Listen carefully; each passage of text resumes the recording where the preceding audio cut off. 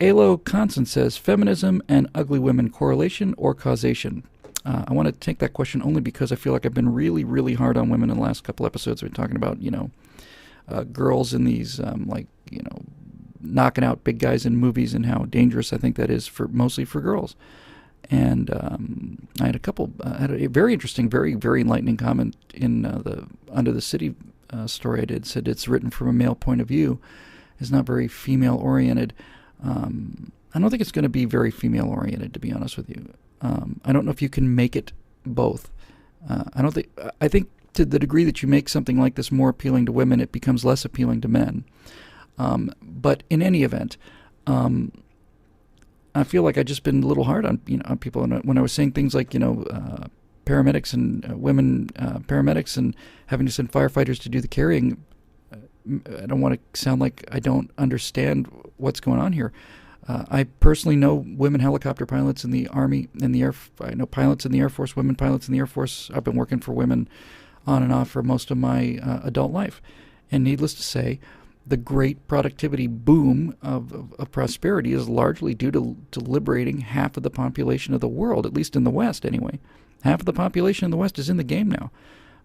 So I wanted to take this question on feminism and take it seriously because even though it's a funny question,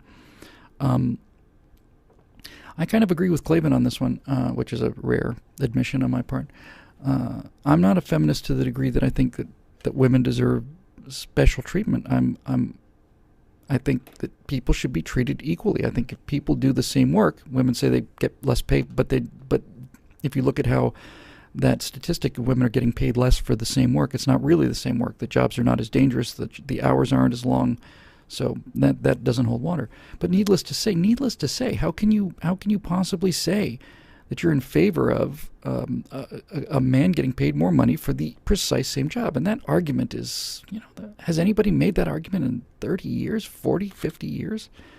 So feminism, like environmentalism, like everything else, is one of those past the top of the bell curve kind of thing.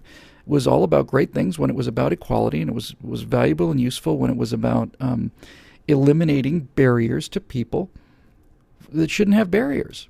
And to that degree, I thought feminism was great. But you can't really make the case now that, 7 out of 10 college students are women or more, where all of these programs for girls are everywhere, where boys are just dropping out of school left and right, and where masculinity and maleness is being demonized and medicated out of the population. I don't think you make the case that girls and women are being suppressed anymore. I think you can make a pretty strong case it's just gone, as everything else, the opposite. The real racists in the country today are black people. Certainly the racists in the media are black people. And the sexists in the world today are not men. The sexists in the world today are feminists. They're women. They're the ones who are making everything about sex and asking for set-asides and asking for special treatment and demanding they be treated as equals. And when you criticize them for being equals, crying and whining about, how mean it is. So I just want to say that I'm very crystal clear about this.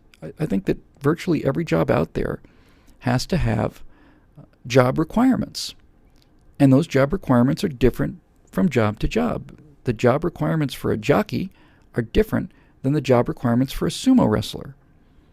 And my feeling is that if you meet the job requirements, you should be able to have that job.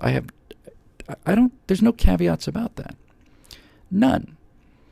No caveats about that at all. If you meet the requirements of the job, you should be able to do the job, and I'd fight to the end for that right and that freedom and that opportunity for anybody.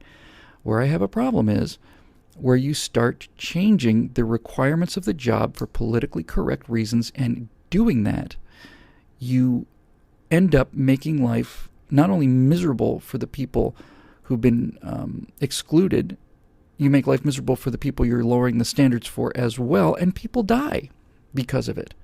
They die. There are, I don't know how this is so hard to figure out. Honestly, if you're talking about combat troops, what are the requirements of combat troops? Well, the requirements of combat troops are the ability to suffer a lot of hardship, the ability to carry a fair amount of packs and weaponry, ability to hit a target, the ability to show courage. Women show courage in combat. Women have the ability to hit a target. Women have the ability to move with packs and so on. But the question becomes, is one of those requirements the ability to carry another comrade out of the way? Is there a strength requirement? And I think there is. And I think most people who are out there on the point of the spear would probably tell you there is. And no one can stand here and make the argument and say that women are as strong as men. It's just not true. It's just not true. They're not as strong and they're not as fast. That's not a criticism of their courage, not a criticism of their skill, it's not a criticism of their desire. It's a fact. If you find women who can, in fact, do the number of pull-ups and carry the same amount of dead weight in a fireman's carry that a man can, then that woman should be able to do whatever she wants to do. You also get into some issues with morale, and that's a little dicier. That's not nearly as clear-cut. And you also get into, with women in combat, I think, you also get into a genetic... I'll be the first person to admit I don't know what I'm talking about here, okay? Let me just get that straight.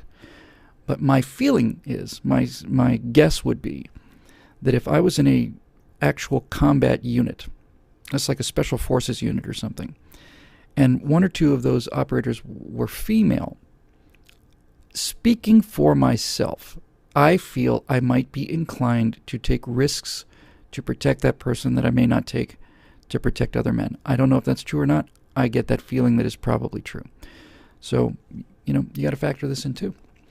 But it's a touchy issue. But I did want to take the thing on feminism just because I really felt like I was going a little too far in perception in the other direction. I can't tell you the respect I have for the women I've worked for. Some of them have been great. Some of them have not been. And I find that they've been great or not great on the basis of individuality, just like I find the same thing about everybody else. So I just wanted to get that out of the way. I hope that clarifies things. There are certainly some very ugly feminists, but there are some good-looking ones too. And I'm sure if you had the anti-feminist crowd, you could do a little cherry picking there too. So with that said, that Stacey Dash, who I've met several times, who I like very much, is, in my opinion, significantly better looking person than Hillary Clinton. I didn't lead with that. Not that there's anything wrong with that. But if I had to pick.